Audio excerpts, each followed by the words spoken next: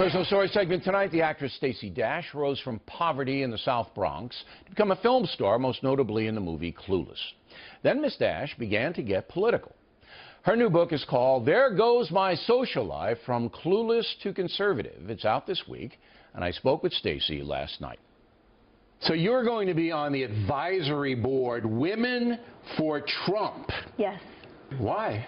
Because I want him to make America great again. Okay, come on. You got to be more than that. Because he's the man to do it.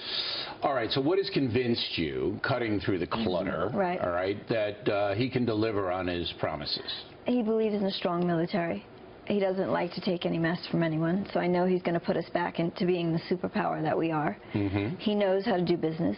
He knows how to do good deals, and he knows how to do trade. I mean, he's been a success with this his whole life. This is his life. But what about your peers? I mean, 90% of African Americans in the latest poll say they are not favorable toward Donald Trump. Yeah. That's an overwhelming majority. Well, we know polls aren't always right.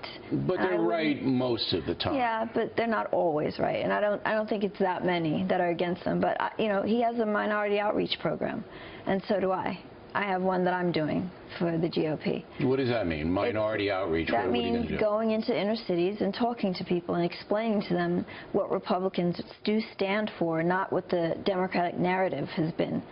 So you're going to go into the precincts that have been historically Democrat. Right. And you're going to say, look, you're getting hosed. Yes, right. All right. And you should look at the other side, because the other side can do what? What are you going to tell them? They can give you the opportunities. Give you the education. But it's got to be more specific than that, because everybody says that. They need the education. Well, that's why you have to go in and you have to talk to the people and ask them, what do you need? What do you want? How do we help you get out of this situation? That's good. So you're going to go in and ask the folks, like, what do they need? What do they think the government should be doing for them? Right. But you're going to get a lot.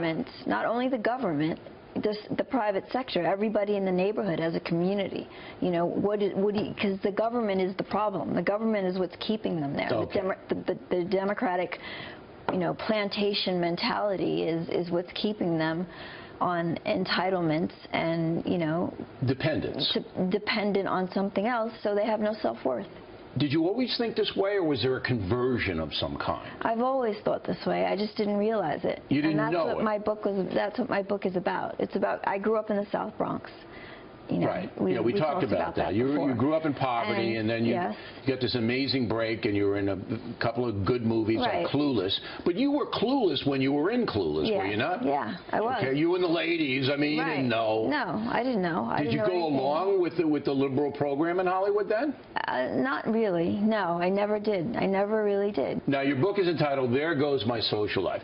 Stacey, nobody's believing that. I mean, no, but look at you. Nobody's believing your social life isn't good. It's true. Nobody. It went. Where did it go? Out the window. I mean, my agents just dropped me because of my politics. Oh, but that's your professional life. I haven't auditioned in over a year. That's your professional life, not your social life. I've gotten, my friends have dropped me. I don't talk to my family.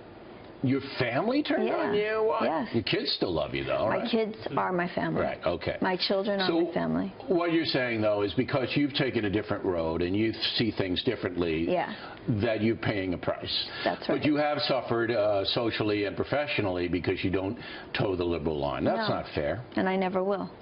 Okay, so you're willing to make that sacrifice. Yes.